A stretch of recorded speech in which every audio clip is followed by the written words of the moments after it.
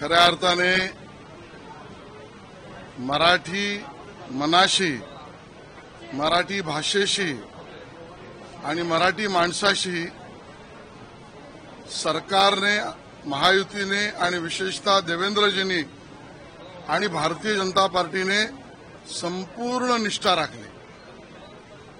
मराठी मनाशी आमची संपूर्ण निष्ठा आणि म्हणून या विषयावर भाजपने नाही केली प्रतिष्ठा। आम्ही या प्रतिष्ठेचा मुद्दाच केला नाही। ज्यांनी या प्रतिष्ठेचा मुद्दा केला, किंबहुना राजकीय प्रतिष्ठेचा मुद्दा केला, ते उद्धवजी आणि उबाटा गट हे आता साप तोंडावर आपटलेत। कारण पुराव्यानिशी समोर गोष्टी आल्या आहेत की राष्ट्रीय शैक्षणिक धोरणाच्या आधारावर महाराष्ट्रात त्याची कारवाई करण्यासाठीचा निर्णय आणि गट स्थापन केला उद्धवजी मुख्यमंत्री असताना। नंबर 2, त्या गटाची मान्यता तज्ञांच्या समितीला मुख्यमंत्री असताना उद्धवजींच्या नेतृत्वात दिली।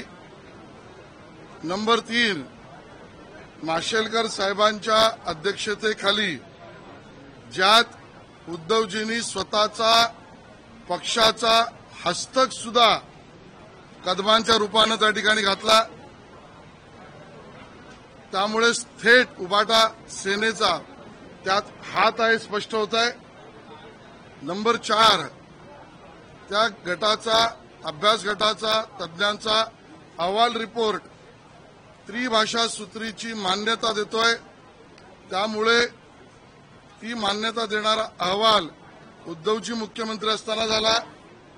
नंबर 5, हिंदी भाषा तिसरी म्हणून त्या ठिकाणी बंधनकारक हे त्या तज्ञांच्या अहवालात आहे। त्याही वेळेला मुख्यमंत्री उद्धवजी होते। नंबर 6, हा अहवाल मंत्रिमंडळाच्या उपसमितीने, गटाने, कार्यगटाने मंजूर केला। त्याचं अध्यक्षपद तेव्हाचे मुख्यमंत्री उद्धवजी यांच्याचकडे होतं। आणि नंबर 7, त्याच्या मिनिट्सवर उद्धवजींच्या सह्या आहेत। इतकं धादांत खोटं मला माहित नाही म्हणणारे उद्धवजी या 7 गोष्टींवर उत्तर देतील का, आमचा थेट सवाल आहे। हर्षवर्धन सटपा म्हणते हिंदी भाषेची रस्त्यावरपर्यंत लढाई येणार होती, नेमका विजय कोणाचा?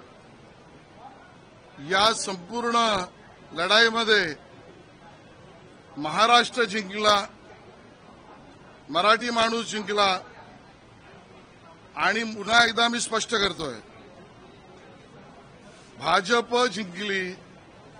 कारण मराठीबद्दल कट्टर आम्ही निर्णय करून दाखवला आणि हिंदुत्व आणि हिंदुस्थानी भाषा याच्याबद्दल प्रखर आणि आग्रही तो लढाई आम्हीच लढलो।